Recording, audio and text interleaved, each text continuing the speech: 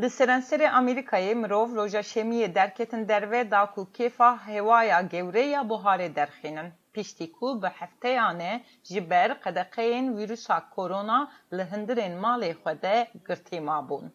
Herçend bo ku li derve bûn pir dilxweş bûn jî, mirov hîn jî bifikar bûn.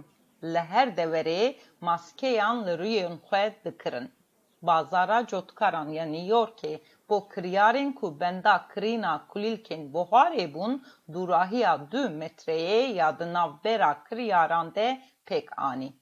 Dayikên li Parka Central zarokên xwe hişyar kirin da ku bila cih bidin mirovan.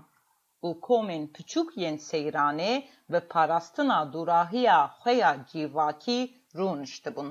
Dema ku kesên werziş dikirin, bêyî lehevûdin mêze dikirin derbas dibûn. Hezar polîs û karbidestên parkê li New Yorkê hatin belavkirin da ku tedbîra dûrahiya cîvakî di roja herî germ ya ji adarê vir vede were bicih kirin.